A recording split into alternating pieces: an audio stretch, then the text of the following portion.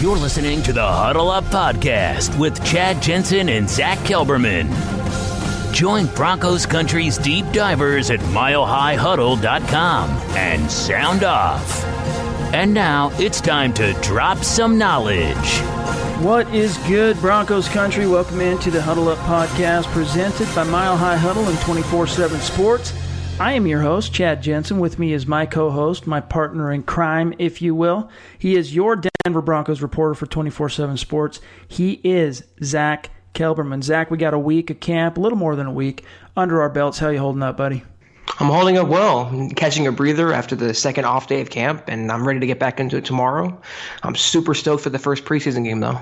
Oh, man, that can't come fast enough, but it's definitely been a whirlwind. We have a lot to get to today, but just real quick, guys, make sure you're following the show on Twitter at HuddleUpPod.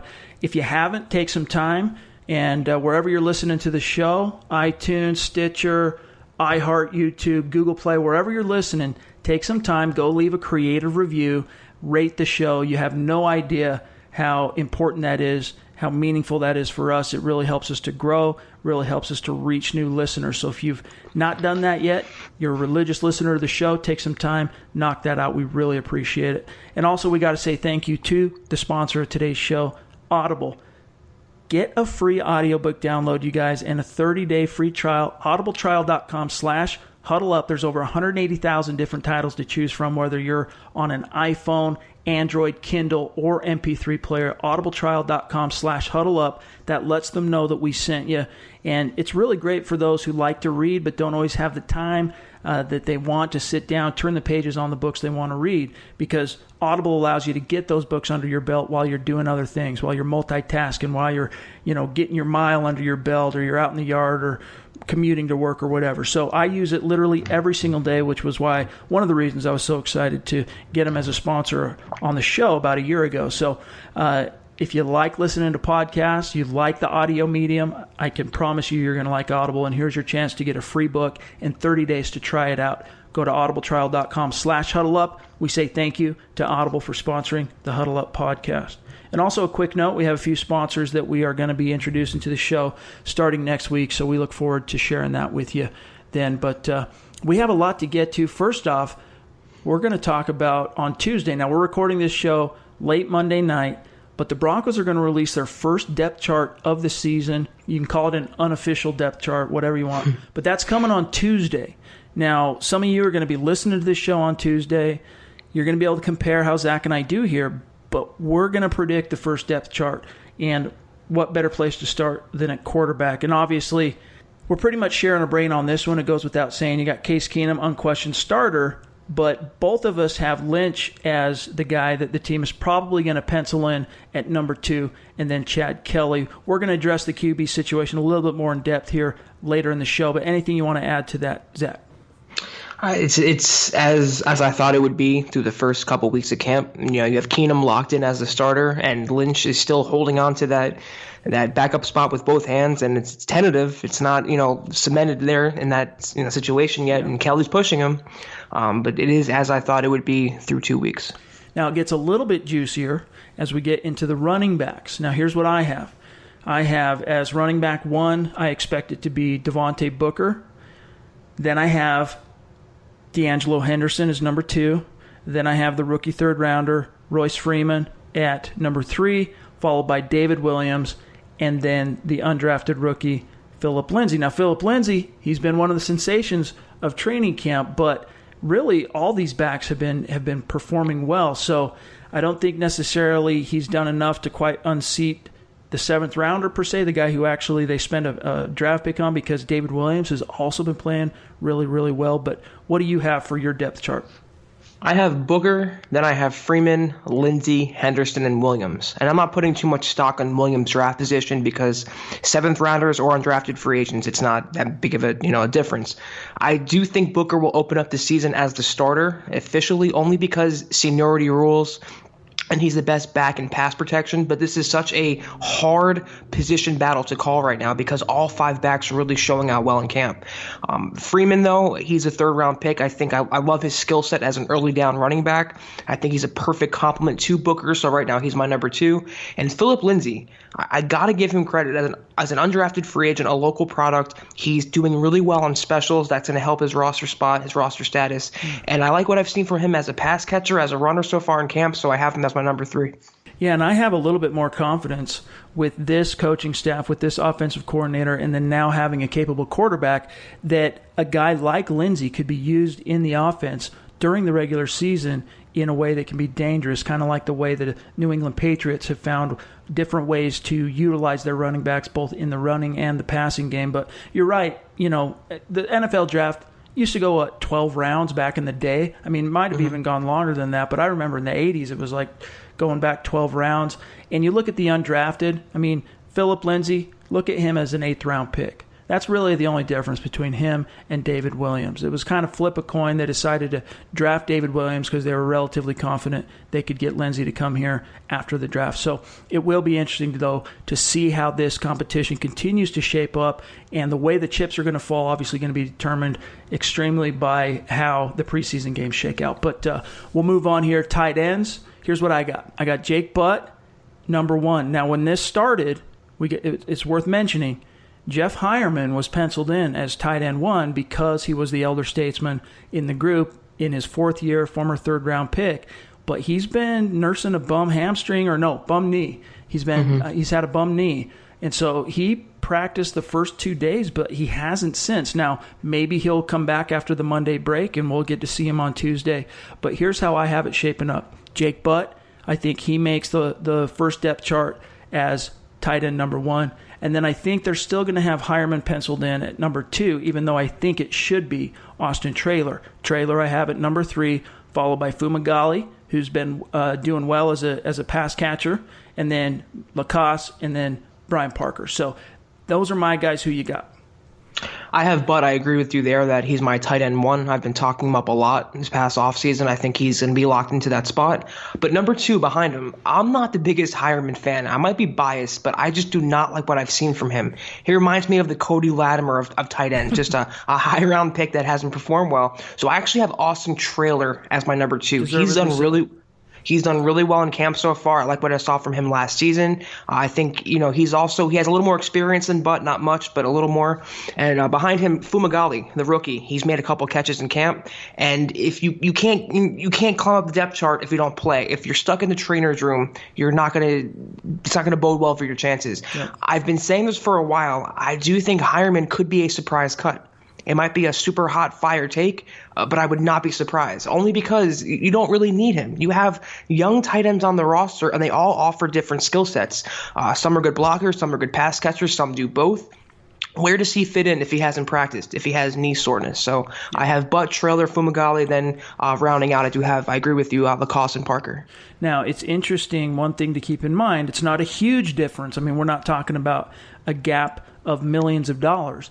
But Jeff Hireman also happens to be the most expensive tight end on the roster. He's making just over $700K this year, whereas everyone else is between $450 to $550K. So, it's only about $100,000 to $150,000 gap between Hireman and everybody else, really. But it's enough to, when they're having these meetings, they got the coffee, the coaches are in the room, they're hashing out depth charts, they're figuring out who makes the final 53 here in a couple of weeks. It's a factor. It's something that they're going to keep in mind that, hey, he might be like the 3rd or 4th most effective tight end we have on the depth chart, and yet he's the most expensive. So I agree with you. He's definitely Hireman, a guy to keep in mind as one of these veterans who could be a surprise cut toward the end of camp, toward the end of preseason. So moving on, wide receivers, here's what I got so far. Now, keep in mind, there's 13 receivers on the depth chart. I'm not going to go or on the roster. We're not going to go through all 13. So here's what we got. Demaryius Thomas, for me, number 1. He's been quietly solid thus far. He's done nothing to take away from his role as the number 1 receiver, as the X-receiver in this offense. He's been getting it done, looking good, quietly forging a bond with Case Keenum. Then you got Emmanuel Sanders, been on fire. followed by Cortland Sutton at number 3. I mean, he went into camp projected as number 3, and he's done more than enough to earn that and keep that up to this point. Followed by Deshaun Hamilton at number 4. And then here's where it gets interesting. I've got Tim Patrick at number 5. And, I mean, this is one of the guys that's just been a surprise sleeper that no one really saw coming once camp opened. And then Isaiah McKenzie, number 6, followed by Philly Brown, 7, and then River Craycraft, number 8. Now, Zach, you and I are sharing a brain on this. We have exactly the same. Your thoughts on the depth chart so far? We are sharing a brain. If there's one player I'd substitute, though, for Philly Brown, who came on late, I like Jordan Leslie, who had a big touchdown catch from Chad Kelly a couple of practices ago. So he's a guy to keep in mind. But other than that, though, you have DT and Emmanuel, who's having a terrific training camp. Cortland Sutton is that superstar. He makes catch after catch after catch. Hamilton, Patrick, who's my sleeper, he's yours as the number 5, and Isaiah McKenzie, and then River Craycraft after that. So we are sharing a brain. It'll be interesting, really, to see how many wideouts they end up deciding to keep on the 53. Are they going to go with 5 or are they going to go with 6? If they go with 6, I think McKenzie, so long as he doesn't completely botch punt return duties, I think you can pencil him in. So it's that bottom of that depth chart is one of the more exciting competitions that we get to see unfold once the preseason games roll around. Now, we'll move over to the big uglies, starting with the tackles. Here's what we got. I got Bowles, number 1, and we're sharing the brain on this. Jared Belder, of course. And then Billy Turner is basically who they have envisioned, the coaches, as their swing tackle. And then you got Quanjo. Then you got Menelik Watson, rounded out by the Big Dane, Andreas Knapp. And then Elijah Wilkinson, a holdover from last year, a futures guy that was signed, former undrafted rookie. But that rounds out. Any thoughts on the tackles up to this point? I like the starting tackles, but the backups kind of scare me. You have Turner, who can play guard and tackle. He's pretty solid. Quanjo, he was a second-round pick of the Bills out of Alabama. And you have Menelik Watson, who needs no introduction. If they stay healthy, though, I like this group. But if Bowles or Valdir is injured, it could be dicey. What really bothers me about this particular battle is that were it not for money, Menelik Watson wouldn't even be on this roster. And yet he might end up edging out Cyrus Quanjo for an actual roster spot because of that fact. And yet we know also that if Garrett Bowles goes down in the season, knock on wood, the first guy that stepped in when he went down in training camp was Quanjo at left tackle. So It's like, it's interesting to see. But another point on this, Turner, they've really emphasized as far as their swing guys, they want offensive linemen both at tackle, guard, and center that can be cross-trained, that can play multiple positions. It's a great point, and Sean Kugler has done a great job as that coach, cross-training all the linemen. Most of them can play multiple spots, and that's so valuable when the injury bug does bite, because it will happen. It's inevitable. Now, here's who Zach and I both have at guard. Of course, Ron Leary, Connor McGovern, your 2 starters, followed by, now again, this is how we expect the first depth chart to shake out. We're not necessarily saying this is how it's going to roll on the 53-man roster, but the first depth chart, Leary, McGovern, followed by Max Garcia. He's been the guy who has stepped in for what it's worth when Leary has gotten his veteran rest days. The coaches kind of taking it easy, the training staff with that knee on Leary. And when he does step off the field, it's Garcia who's inserted at left guard, followed by Menelik Watson at number 4, followed by the rookie 6th-rounder, Sam Jones, and then J.J. Dillman. We're sharing a brain, but any thoughts on the guards? I'm really happy to see Leary move back to left guard because that'll help out Garrett Bowles, left tackle. That's his natural spot. McGovern, he played pretty well last year, giving him a big opportunity there. They didn't draft any linemen in the first 5 rounds. Max Garcia, I could do without him. I'm not that high on him, but as a backup, you can do a lot worse. Menelik Watson, of course, and Sam Jones needs to learn how to snap if he's going to be at center. He had 3 muffs the other day with Chad Kelly, and that cannot happen going forward. Yeah, I mean, the thing with Garcia is I think he's a perfectly acceptable, capable backup swing guard in the NFL. As you said, the team could do worse. However, what really hurts his roster prospects is the fact that he's proven up to this point he is not cross-trainable. He's not a guy who the team could confidently insert at right guard if something happened to McGovern or either left guard's basically his only bag. They've tried him early on in his career, and I know he played some center at Florida, but they tried him early on in his career at center. It never really took. So that's the biggest problem for Garcia, is the fact that he's a one-trick pony. He's left guard. That's it. Yeah, I mean, we'll have to see what happens, and I wouldn't be surprised if Garcia is cut at Final Cuts. We'll touch on that in just a minute. I hate to give any spoilers away, but I would not be surprised. Now, here's who we have at center. Obviously, Matt Paradis locking it down at number 1, followed by J.J. Dillman, former Utah Ute, who the team picked up off waivers during last season, and then Sam Jones. They have designs on Jones, I think, perhaps being a long-term possible alternative to Matt Paradis, but as you said, Zach, he's got to learn how to snap that ball, which is the one position he didn't play a lot of at Arizona State. Yeah, Dylan Day, where art thou? But I'm happy with the centers right now because you have Paradis, who's such an Iron Man. I mean, he's played every snap the last 3 seasons, and even after coming off dual hip surgery, so he's a lock there. And I think he deserves a contract extension. Yep. That's just my opinion. But they're pretty good at center. He's a top 10 center. And they have, which is good, they have a couple young players that they're developing behind him. A quick aside while we're on this topic of centers, looking at Matt Paradis, as you wrote and reported on, I think it was Sunday night, the team has had, the exploratory talks with the Paradis camp on an extension. They've at least touched base. Nothing really fortuitous has come of it quite yet. But if you're looking at how that could take shape, if anything's going to happen, it's going to be a little bit closer to the start of the regular season, toward the end of camp, once the dust kind of settles a little bit. But what are they looking at? What kind of contract would they be staring down the barrel? Now, if you assume that maybe Paradis might be willing to give him a little bit of a hometown discount, which I think he will, you're still looking, I think, somewhere between $6 and $9 million per year, because you look around the AFC West. In Oakland, they have Rodney Hudson, who's one of the best centers in the NFL. He's making $9 to $9.5 million, somewhere in there. And then just even in with the Los Angeles Chargers, they just signed the other Pouncey. Is it Mike? Yeah, Mike. Mm-hmm. Marquise is the dominant guy in Pittsburgh. So this is Mike Pouncey, former Miami Dolphin, and he's making somewhere around $7.5 million. So are you comfortable, Zach, if this is the way the chips fall, with the Broncos, setting aside that kind of cap dollars for Matt Paradis? I really am, because a center is like that quarterback of the offensive line. They know all the calls. They run the line and the line of scrimmage. Yep. And Paradis, he's proven that he's reliable. He's tough. He's good at his job. He's good at pass protection, run blocking.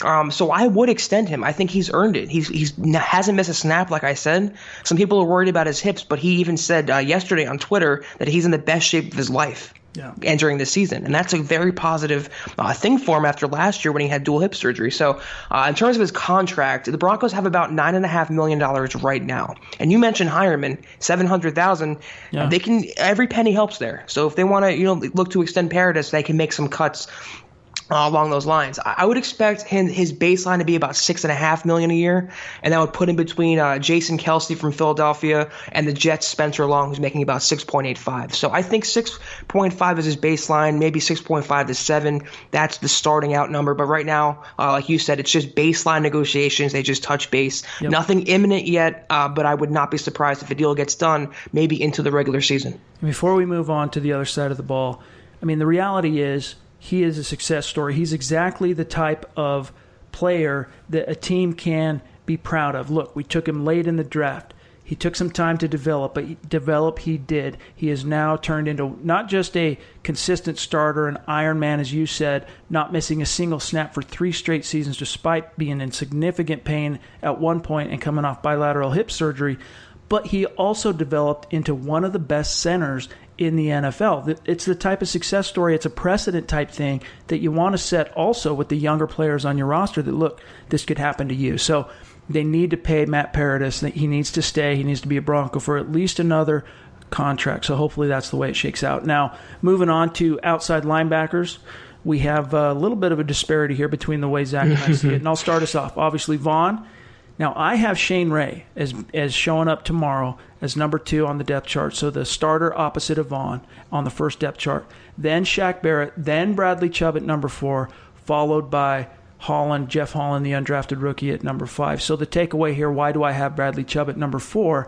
And the reason I do is simply because I don't think he's he hasn't had a bad camp by any stretch. It's just been kind of quiet, and it's really hard for pass rushers to just be show out and be this dominant force during training camp, because in individual drills, they're told to rock and roll, right? They're told go balls out. But in team period, they kind of have that thing in their minds, and they're told by coaches to, hands off the quarterback, basically. And so you don't really quite get to see them in full effect the way you do so many other positions like wide receiver and even other places on the defense. So Chubb, in other words, hasn't quite gotten that chance to show out. And I think that's going to come in the preseason, which is where you're going to see him kind of catapult, leapfrog up the depth chart a little. So that's why I have him at 4. But what do you have for the depth chart at OLB? It's a great point, but I have Vaughn, of course, number 1. I have Shane Wright, number 2, only because he's locked into that role now that he's healthy, more healthy for now. I do have Bradley Chubb, though, as number 3, ahead of Shaq Barrett, only because it may be my heart is thinking more than my brain right now, but you're not going to take a guy number 5 overall and drop him 4th on the depth chart, even though you're stacked at that position. That's just my feeling on that. And he had a decent camp so far. Maybe not explosive like you said, and it won't come out till the preseason when the bullets start flying. I just don't think they're going to put him behind a former undrafted free agent as a number 5 overall pick. I think based on his draft status, I think he will be number 3. And then you have Barrett, who's going to have a good season, I feel like, and Jeff Holland, the undrafted free agent gem. It's a fair point, because if we've learned anything over the last few years, it's that draft pedigree matters significantly in the eyes of the Denver Broncos, and they've done a lot over the years to really shield and vault their draft picks, and we're talking about a number 5 overall pick. So exactly. So you could be completely right. We'll see how it shakes out tomorrow. Now we move on to defensive ends. We get into the other big uglies on the other side of the ball. Here's what I have, and what Zach and I both have, actually. Derek Wolfe, number 1. The other starter, Adam Gotsis, followed by Shelby Harris, Clinton McDonald at number 4, DeMarcus Walker, the former second-round pick, at number 5. There hasn't quite just been enough live bullet scenarios yet for him to make a jump up the depth chart, and then followed by Zach Kerr in the last. Now, Kerr, you don't want to read too much into him being the last on the depth chart, because he's a man that wears multiple hats. He's one of those versatile trenchmen that every coaching staff needs, that can step in and play anywhere on the defensive line. So they're always going to have a place for him. He's in no danger, don't read into this, of getting cut. But Zach and I, we're sharing a brain on this. Your thoughts on the defensive ends thus far? First of all, it's nice to see Derek Wolfe fully healthy. I don't know how long that'll last, but it's nice to see him have a nice camp so far. Gotsis is locked into a starting role, provided he stays out of prison. That rape case is still up in the air. It just made me laugh. Sorry, man. It's a little insensitive, I know, because it's kind of a hardcore topic, but it's still a possibility, unfortunately. And Shelby Harris, he had a great breakout season last year. Clinton McDonald was that free agent signing who's going to really help push the pocket. That's what the Broncos have really lacked the last couple seasons, is that interior pass rush. And they're really going to have it in spades this year. Yep. I love the McDonald signing, and now he's fully healthy. DeMarcus Walker, he is my breakout candidate, but like you said, he hasn't really had an explosive camp, nothing eye-popping just yet. I do expect that to change. He might leapfrog McDonald or Harris on the depth chart. Yep. He will have a better season than he had last year now that he's a full-time defensive end and rounding out as Zach Kerr. But this is a very, very deep group, yep, and a deeper group than I think most people realize. Absolutely. And Walker, one thing he's kind of proven throughout his football career, and this dates back to his time at Florida State, is that he's just, he's a gamer. He's a guy that when the chips are down, when it matters, he finds ways to make plays. And that's going to be the most apparent, obviously, in real live bullet, real game scenarios. And even though preseason games are exhibition games, they matter. And you're going against outside competition, and I think that's when you're going to see Walker make some plays and start proving some people right and making people proud. So we move over to the other big uglies on the defensive line, the nose tackles. You got a few candidates here on the depth chart, led obviously by Domata Peko, first and foremost, and then Zach Kerr as the number 2, followed by Baby Peko, Kyle Peko, and then also we got to keep an eye on Deshaun Williams, who you wanted to make a note of. Zach and I, we share a brain on the nose tackles, but you wanted to make a note especially about Deshaun Williams. Yeah, Williams and Vance Joseph know each other from their time in Cincinnati, and I think Joe Woods actually talked up Williams in the past, so it's one name to keep in mind. They have 3 nose tackles right now pretty much locked in, so Williams might be a long shot, but just a name to keep in mind. This position reminds me a lot of the center because you have Peko, who's such an Iron Man, except for last year, of course. He comes to Denver and he gets injured, but he's mostly healthy for the duration of the season, so they don't have to worry about that. And I'm sure we'll see baby Peko be released and cut and re-signed multiple times like every other year. Yeah. But yeah, that nose tackle spot is pretty cut and dry. But, there were a couple guys last year who ended up on IR that I think if the Broncos were competitive and were making an actual postseason push or were, had locked in a postseason berth, that aren't going to go to IR, that are going to actually, they might miss a week, they might take a week or two to do some rehab in the training, but that don't actually end up on IR. And I'm not certain of this. I haven't been told anything by a source or anything, but I think Domata Peko, if the Broncos were playing on Wild Card Weekend, I don't think he would have been a guy that actually was on injured reserve. That's a good point. Same with Justin Simmons. The Broncos had a bunch of players last year. It was a mass unit.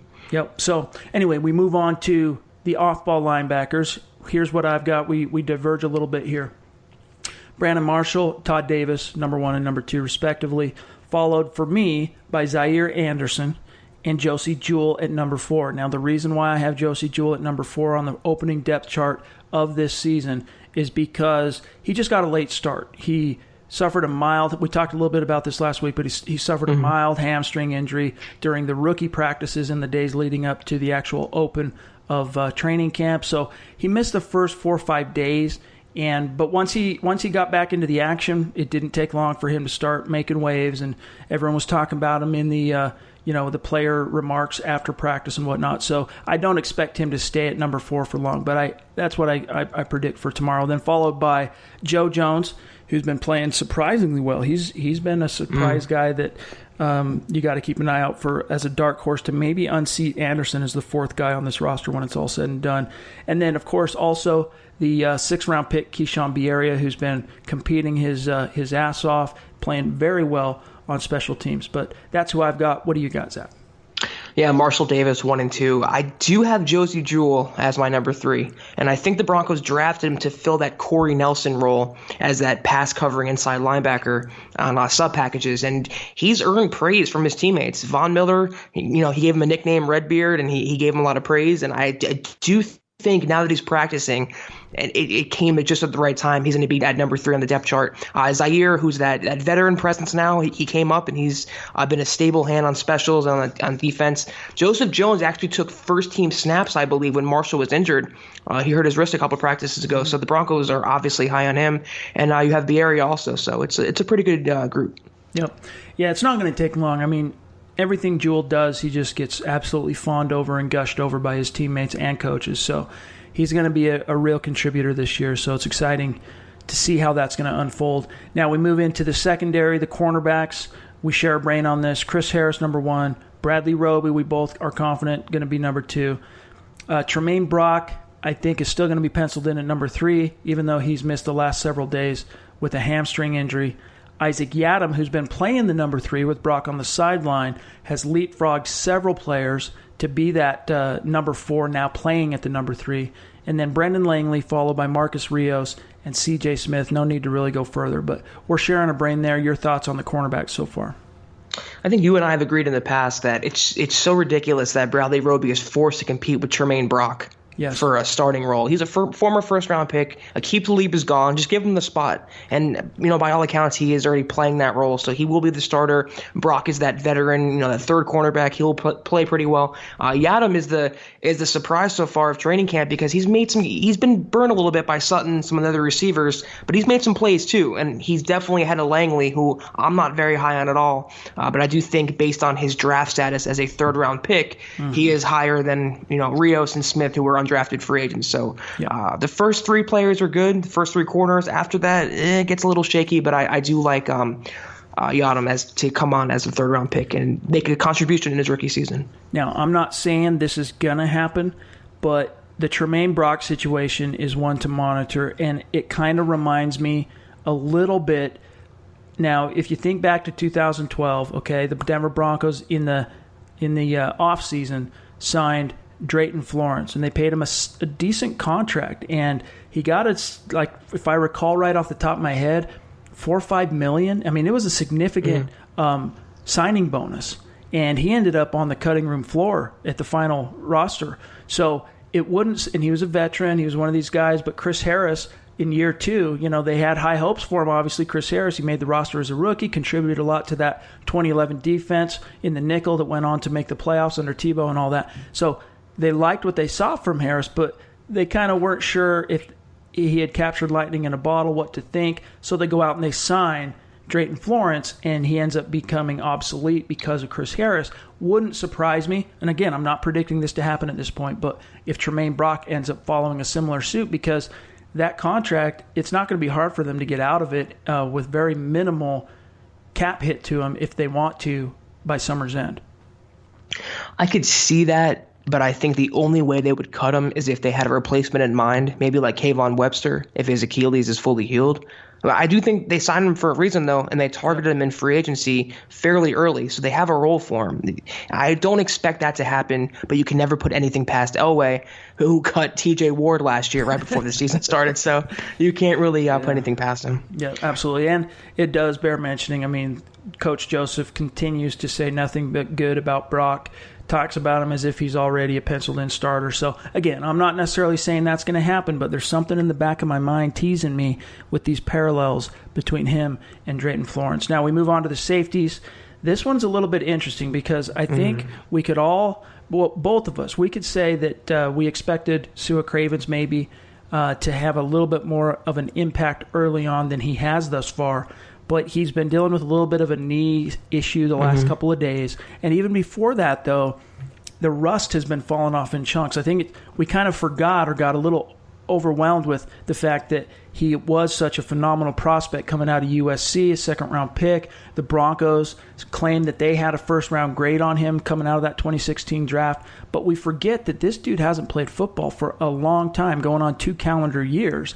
And so just like Chad Kelly, the rust is kind of fallen off in chunks for him. It's been a little bit slow going. So here's who we got. Zach and I are sharing the brain here. Justin Simmons, number 1. Darian Stewart, number 2.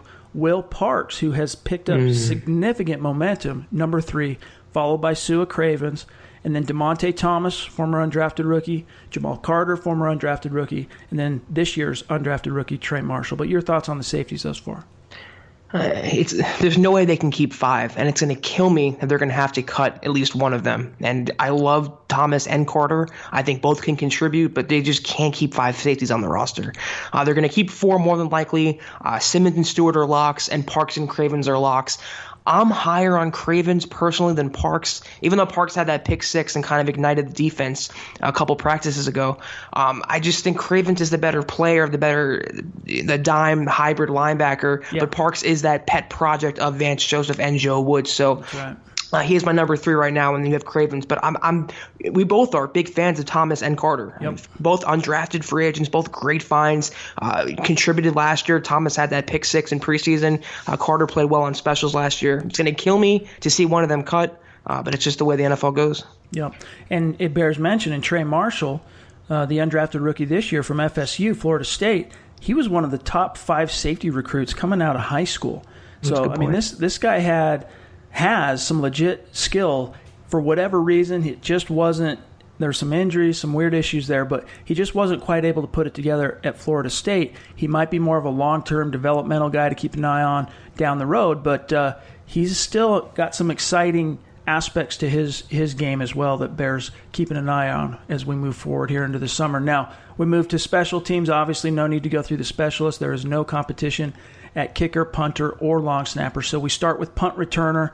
We're sharing a brain. Here's who we got so far. Isaiah McKenzie is going to be penciled in number 1, I think. Now, there's an off chance that Lindsey could upset and be penciled in number 1 to start on the depth chart, but I don't think they want to upset McKenzie's tenuous confidence that he's kind of slowly building up after such a terrible rookie season. They want to get him off on the right foot, I think, going into the preseason. So you're going to see him number 1, followed by Phillip Lindsay, Deshaun Hamilton, and then River Craycraft. But what are your thoughts on how this is shaped up so far? It's really going to come down to either McKenzie or Lindsey, and I have McKenzie as my number 1 for the same reasons you said. I think Vance still believes in him to some extent, and they're going to give him the first shot there. I will say, though, if Jordan Taylor was healthy, he would be probably at least one, if not two. He did the job last year, did it pretty well. Sure-handed guy, has some wiggle to his returning skills. But right now, as it stands with Taylor out of the picture, I do have McKenzie as my 1, Lindsey number 2. Hamilton, he's kind of explosive, but he had no punt return experience at Penn State, so you can't really rely on him. And then Craig Kraft is that long shot on punt return. Yeah, and it bears mentioning at this point, you've really got to start wondering and worrying about Taylor's future prospects with the Broncos, because even though he started on PUP, I just don't see a place for him this year, and that's going to be a tricky situation. Could it be an injury settlement? They cut him with an injury settlement. Does he somehow end up on IR where they hold on to him? That's what I think. It's a tricky IR, situation. Yeah. But, kick returners. We're sharing a brain. This one's been pretty uneventful up to this point, but clearly Brendan Langley has been the number 1 there. And, if he's provided any value to the team up to this point, it's here. It's the fact that he has some explosive athletic ability. He was called by, who was it? I think it was Chris Harris, called him freakish athlete. So he's got some wiggle, some explosive traits, but he just hasn't been able to put it together as a corner. As a kick returner, he did very well at Lamar, returned multiple touchdowns. So he's penciled in number 1, followed by McKenzie, Phillip Lindsay, and then Deshaun Hamilton. Lindsay, looking back on this right now, I think he might leapfrog McKenzie for the number 2 spot. But ultimately, I think Langley and McKenzie will be the 1 and 2 there. One guy who would have the spot locked down is Carlos Henderson. And he doesn't have it because he's not there at camp. So if he was there, he'd be in the mix, but he's not. So I think Langley and McKenzie do get the nod. But Phillip Lindsay, they're going to try to find a roster spot for him. And his clearest path to the roster is on specials. So keep an eye on him on kick returner. All right, there you have it. That's our first depth chart prediction here on the season. We'll see how it shakes out. You guys are going to be able to compare what we had to say here today very quickly, as it's expected to come out on Tuesday. Now, we still have a lot to get to, including early takeaways from the first week of camp. We got to go to quarterback watch. We got to debunk a bad take. We're going to get to that. But first, we got to holler at you about why you got to become a Mile High Huddle VIP. Because at Mile High Huddle 24/7 Sports, our approach to covering this team, the Denver Broncos, your favorite team, it's not just about reporting the news. We pride ourselves on being able to relate to you all the breaking news on the Broncos as it's happening in real time. In fact, I don't think anybody gets to it as quickly as we do. But what we like to focus on is breaking down the Broncos in depth. Zach had a great column, in fact, on Monday that we're going to talk about here in just a few minutes, for example. But also all 22 film reviews, X's and O's, deep dive player evaluation. I mean, we're breaking down the 2018 draft class still, but we save our best and most in-depth content for our VIP subscribers, our premium members. And to become a Mile High Huddle VIP, get access to 100% of our written analysis, plus our VIP insider forums. Go to the website, click on the green banner at the top, and you can choose monthly, you can choose annual, whatever's right for you. But from there, you're locked in. You get access to everything we produce, which includes any insider info we pick up along the way. And you guys know, we work hard to bring you the best Broncos coverage and analysis on the web. We ask for your support by becoming a VIP subscriber. You pull the trigger. You have our word. You will not be disappointed. All right, so the Broncos, obviously, first week camp in the books. When last you heard from us on the podcast, the Broncos had completed just 3 practices, but now they've got 7 under their belt plus a scrimmage. So call it 8 full days of practice. And as Zach mentioned earlier in the show, they've had 2 off days, which includes Monday. Now, we've learned a lot since then. Here are some quick takeaways. And the thing that comes to mind first and foremost is just, oh my, Case Keenum. I mean, he really does seem to be the real deal up to this point. Now, obviously, we haven't seen him yet against outside competition, but he goes 6 days without throwing a pick. Meanwhile, you got Patrick Mahomes in Kansas City throwing picks left and right. Even Aaron Rodgers, okay, the great Aaron Rodgers, arguably the best player in the NFL, has been throwing multiple picks at Green Bay Packers training camp. And yet Case Keenum, he goes not only 6 days without throwing a pick, but it's not like he was just playing it safe with the football. He was making plays downfield left and right. So it kind of crashed down to earth a little bit in the ensuing the last 2 days of practice. He had that first pick that you talked about with Will Parks grabbing one, and then on the summer scrimmage on Sunday, the offense was kind of battened down. They ran the ball more than they threw it when the first team was on there. So you didn't really get to see him showcase as much. However, that first team offense still marched down the field, 12 plays, scored. So you just got to love, Zach, what you've seen so far from Case Keenum. It really seems at this time the Broncos are getting what they paid for. Absolutely. He's been worth every single penny of that $36 million contract. And the interceptions, it's going to happen. This is a great, great defense with talent all over the place. And I will say that Keenum on his worst day is better than anything the Broncos have had on their best day the past couple seasons. Better than Paxton Lynch, better than Simeon, better than Osweiler. He is the real deal so far, and it's still practice. It's still early, but this is why the Broncos got him, because he is sneaky good. They're just getting him at the surface of his potential. He's not even scraping the ceiling yet. I think he is the real deal. I think he will be the Broncos franchise quarterback. It is very encouraging. I agree. I think he could follow. Now, I was talking to someone about this today, and I don't want to get too overboard on this, but he just seems to be getting, it's a similar to me. I see him as possibly following a similar track as Drew Brees. Now, that might sound like high praise. Now, I want to pump the brakes a little bit. The reason I'm comparing him at all to Drew Brees is, in Drew Brees' case, he's a former second-round pick out of Purdue. It took 2 NFL stops for him to really kind of start to hit his stride, but it didn't even happen right away when he signed in New Orleans. Case Keenum, similar size, similar type of accurate quarterback. I see him possibly finally, his path has been different as an undrafted guy, right? He's received no favors up to this point in his career, whereas Drew Brees, as a second rounder, had many benefits of the doubt along the way, and that earned him some additional points and credibility in the eyes of people around the league, and it helped him out. Case Keenum hasn't had that benefit, and yet I see them kind of at equal points in their career, about year 6, year 7, really starting to turn it on. And it wouldn't surprise me to see Case Keenum follow a similar trajectory. But still, I think that most obvious comparison is Jake Plummer, because not only the fact that he comes in as a free agent, but he's already establishing himself as a down-to-earth homeboy in the locker room. He's become best buds already with the offensive line, just like Jake Plummer. So that's my most obvious comparison. But we're running long. So let me jump here. Courtland Sutton. Zach, this dude has just been on fire. We talked about him last week, but it's highlight catch after highlight catch, posterizing dudes on the regular. But then Chris Harris, he comes out on Sunday, pumps the brakes on the Sutton hype, says, yeah, he's great at 50-50 balls, but he's got to learn the route tree. He's correct on that. He's being a good teammate, I think. I think he has to keep the rookie's head humble and keep him hungry. And that was one of the knocks on Sutton coming out of college, was that he doesn't know the full route tree. He's good at using his big body and his catch radius and his high pointing ability, but he has to sharpen his route running craft. And once he does that, he's going to be a true number one. But right now, what more could you ask for from a second-round pick who they stole at number 40? The guy as a number 3 is going to be a monster in the red zone. You cannot match up with him. He's too big for corners. He's too fast for linebackers and safeties. He's going to be a nightmare for this Broncos offense. I could not be more impressed with him. He is owning everyone in that no-fly zone. I look forward to those 2nd and 2s with the ball on the opponent's 30, 32-yard line, where you see offensive coordinators open up the playbook and take a shot downfield, try and catch the defense a little bit, kind of napping.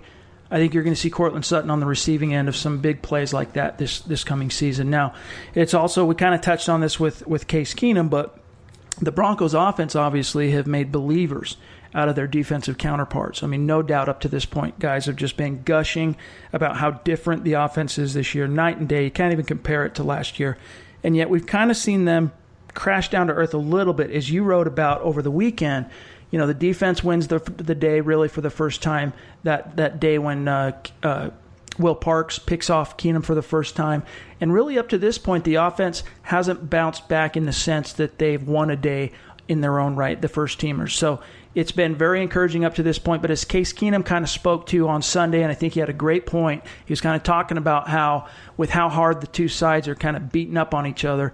At this point in camp, it's really difficult to tell which unit, the offense or the defense, has the edge until they get to some outside competition. I think there's some truth to that. It's just the ebbs and flows of training camp. It is what happens. And you want to see balance. Some Broncos fans were starting to panic that the offense was owning the defense. And now that the defense got the better of them, they're saying, why are they taking a step back? It's going to happen. This is a great Broncos defense. Right. And traditionally, defenses are ahead in install and training camp ahead of the offense. It's just how it goes. So the fact that the offense with a new quarterback, a new offensive lineman, new receivers, new running backs, the fact that they can get a couple up on the Broncos defense is very encouraging, but you want to see balance. You want to see some days the offense doing well, some days the defense doing well. That's exactly what you've seen. But what more could you ask for from Case Keenum? After the Broncos have suffered through Simeon and Lynch and Osweiler, a guy can come in right away and light up this Denver defense and earn the respect of the entire team. It's been very encouraging, but I do want to see balance, and that's what we're seeing. And as you said, that's a great point. The defense has had continuity with Joe Woods going into year 2, plus the personnel turnover has been much more minimal than the offense, whereas they've got an entirely new offense. Granted, Musgrave was the interim coordinator second half of the season last year, but this is an entirely new offense, so you got to give them their props for the progress they've shown up to this point. Now, we move on. We got to talk about this really quick. Emmanuel Sanders has already forged a strong bond with Case Keenum. He's 30 years old, but he looks completely revitalized. I mean, we could see him really, even as he's getting long in the tooth, resurrecting his career this year, getting back at, and it's not necessarily a contract year for him. Obviously, with the Broncos, we kind of view it that way because it's hard to see the Denver Broncos keeping both Sanders and DT with Sutton and Hamilton just rocking and rolling behind him. But do you think we're going to see the Emmanuel of old, fearlessly going over the middle, making plays? If he can stay healthy and stay on the field, I think he's in for a 4-digit season, over 1,000 yards. Yeah. He's just going to capitalize on having two big receivers working opposite him and freeing up the middle of the field. And Case Keenum on play action, if this running game gets going, he's going to just work the middle of the field, and that's where he does the most work. And the Broncos have installed a lot of these quick hitters for Case Keenum, and that's right in Sanders' wheelhouse. I think he isn't for a big year, and he's also very motivated to show the rest of the NFL he can still play. He knows it might be his last year in Denver. He said it this offseason. He's very expensive. The Broncos drafted his successor. He knows the writing is on the wall, and I think he's motivated to show that he can still play. So he's not only showing the Broncos, he's showing 31 other teams. Yep. He's still an elite receiver. That's right. It's I'm excited. I think we're going to see the Emmanuel of old, but you're right. Barring injury, we got to keep an eye on it. He is long in the tooth. He's over 30, so hopefully he stays healthy. Now, we'll move on. It's time for Quarterback Watch. It's our weekly diagnostic on Denver's backup QB battle. In this segment, it'll run probably through camp and preseason because this year we have a clear-cut number one. Case Keenum's got it locked down. But we'll see. We'll see how it all shakes out. Meanwhile, Paxton Lynch, look, he didn't exactly set the world on fire to start training camp, but he was at least encouraging. The first couple of practices he stacked it, he looked good. But since then, however, it's been all downhill, and he has revealed himself to basically be the same old Paxton. All that work with Charlie Taft that he's put in over the last 2 offseason, it just doesn't seem to be paying off at all. And that's to say nothing of the work the Broncos coaching staff has put into him over the last 3 seasons now, 3 off seasons. So the flip side to that coin, though, is you got Chad Kelly. Kelly, he's a guy who got off to an extremely rocky start at camp. He was actually surprising people with how bad he looked. But it's important to remember that this was a guy who had not played football for 18 months of real time in his own right. So naturally the rust was going to fall off in chunks, right? But then you got Lynch. He's regressed each day while Kelly has incrementally improved, and it all culminated in that breakout performance on Sunday in the scrimmage where Kelly threw a couple of deep touchdown passes. He kept the third-team offense moving the chains. But as encouraging as that might be, we also have to couch it against the idea that, look, he was going against third-team competition, right? He's going against the threes. But the flip side to that coin is he was also working with third-team tools. So in my mind, and I've talked about this on Twitter, it kind of cancels each other out. You just have to respect the performance for what it was. But bottom line, he was the star of the summer scrimmage, and yet he still hasn't received any second-team reps. Vance Joseph was non-committal after the practice, after the scrimmage, as to whether Kelly could expect to see some action with the twos in the near future. And Zach, again, you wrote a great piece on Monday decrying the team's hesitancy to give Kelly those second-team reps. How do you make sense of this situation, and how much longer do you think the team can just justify keeping Kelly on the back burner if he continues to prove that he's better and a more consistent player? Like I wrote, I don't see how Vance Joseph could say he could get second-team reps in the future. Why not give him some second-team reps? In that scrimmage, Lynch is still the same player. And I might get emotional on this, but he's still the same player. He's still sailing past. He's still committing turnovers. He has not improved in the least, and he has every reason to win this job. The Broncos are tilting this job in his favor, and he still can't take it. And he's going to lose out to another 7th-round pick for a third year in a row, but he did nothing in that scrimmage. Kelly comes in. Yeah, it was 3-on-3s, 3 versus 3s, but he had 2 long touchdowns. He was the only one to give him a spark. Why not give him a shot with the second team? It just makes no sense. And it comes down to John Elway's ego, as Lynch is a first-round draft pick. It comes down to Vance Joseph's continued player mismanagement, not knowing how to manage certain situations like you saw last year with the receivers and even the quarterbacks, and also draft status. If Lynch was a 5th-round pick, he wouldn't even be on the roster right now. But he was a first-round pick, and he's penciled in tentatively as a number 2. There is no reason why Kelly doesn't deserve second-team reps. You know what you have in Paxton Lynch. You've seen his floor, and you might have even seen his ceiling too. You can't say the same about Chad Kelly. You don't know yet. But what we saw within scrimmage is that he's the only one to give him a spark. He has the tools, and he deserves second-team reps right now. It's a shame, and it's honestly a travesty that he can't get some second-team reps. There's only one reason I can think of why they have been non-committal, because it's weird. Earlier last week, VJ says, yeah, when he was asked directly, well, hey, is Chad Kelly ever going to get second-team reps? He said, yeah, he'll get some second-team reps. Well, then on the scrimmage, he freaking lights it up, and then he's asked again directly, the first question at the podium, is Chad Kelly going to get second-team reps? And he says, well, we'll see. So there's only one reason why I can imagine this kind of intellectual dishonesty is taking place at Dove Valley. And I think it has to do with the team trying to protect the value of Paxton Lynch in the eyes of the league. Because I think that if they see Chad Kelly as continuing his stock, his trajectory continuing to rise, and they know it's only going to improve with preseason games because, as he displayed on Sunday, he's more of a gamer when it counts and matters the most. That's when Chad Kelly finds a way to turn it on. You're going to see Paxton Lynch, there's going to be no shielding it up to that point. Even if they give him the majority of the reps and only put Chad Kelly in like the second half of the fourth quarter or something, it's still, I think, going to be pretty obvious. And they can only do that for so long.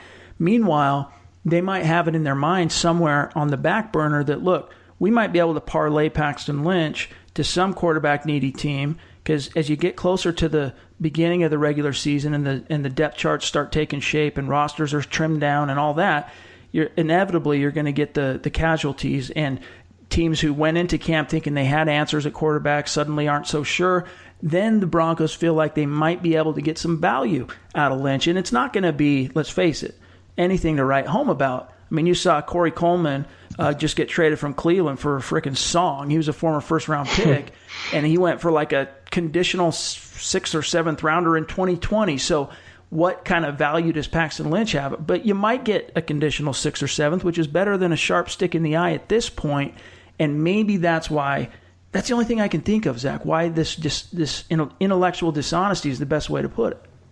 I can see that, but you wouldn't get so much as a bag of footballs for Paxton Lynch right now. Around the league, he is damaged goods. He's a lemon right now. And damaged goods, I mean mentally and psychologically, not physically. Yep. But Vance Joseph, it goes back to harping on him. In his press conference, he called Chad Kelly a playmaker, but then he said he might not give him second-team reps. It's just a contradiction.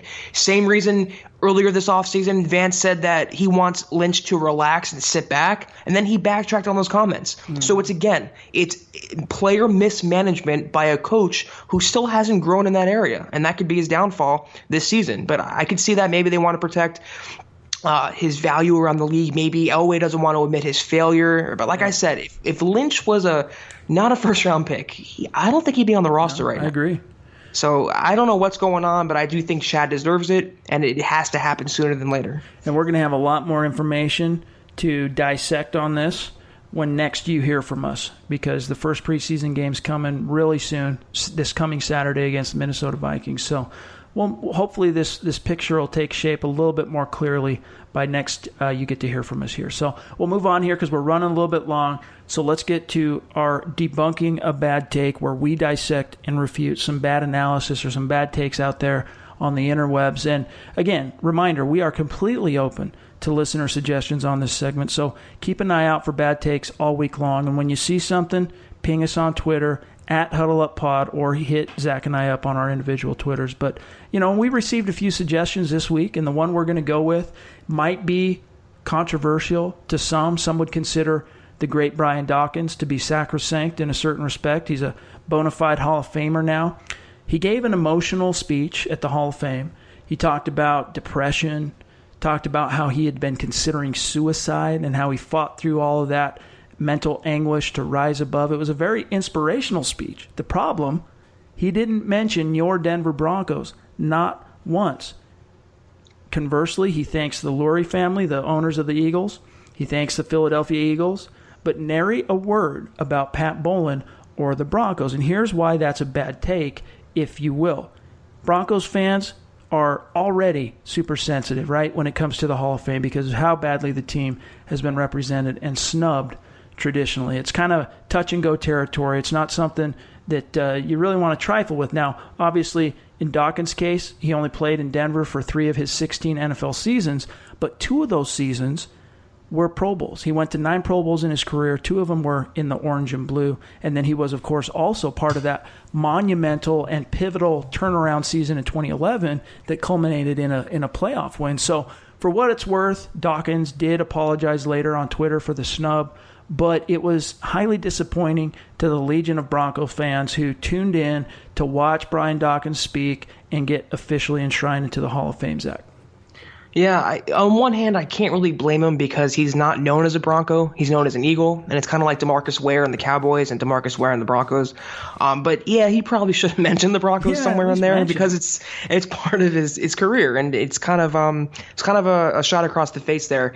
And especially with Pat Bowlen and his candidacy and him not getting in, I mean that's gonna rub Broncos fans the wrong way and a lot of NFL media the wrong way. So he definitely should have mentioned him.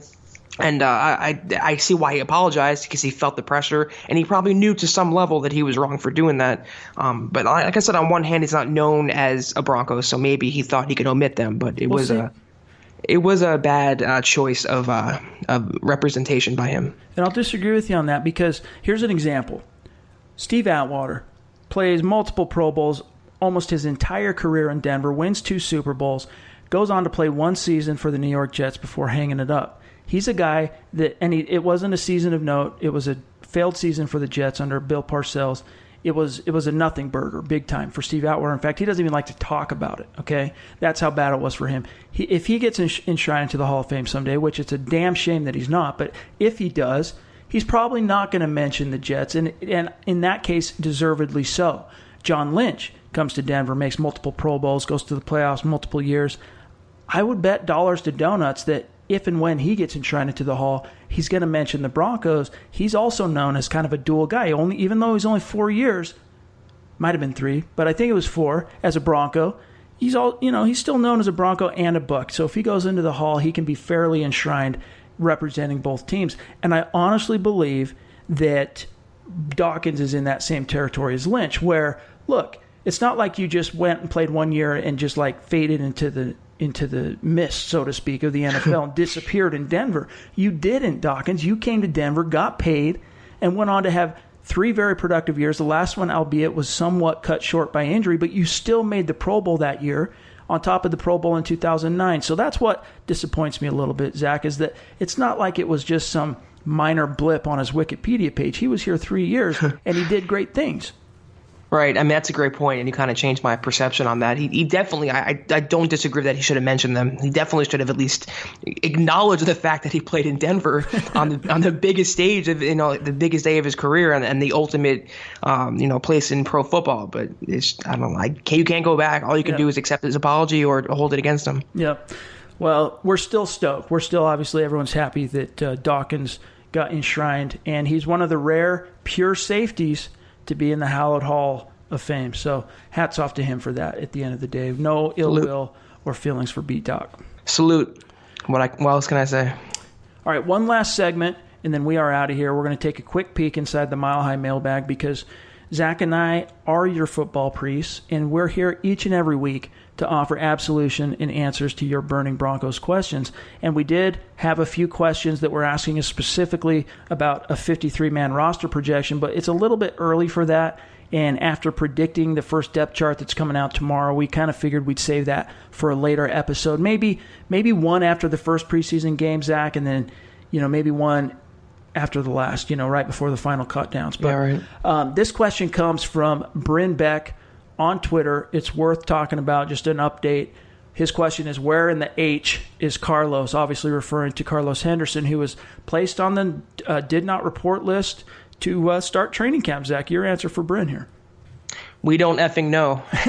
He's MIA right now. He's still away from the team as he deals with a personal matter. Vance Joseph has said it's a family problem, and they haven't really shed any light on what that could be. And I've said before that, there's bigger things than football. Family is bigger than football, and if there's a serious situation in his family, he's got to tend to that. But he's gone from the team right now, and you and I both agree, Chad, that I don't think he's going to make the 53.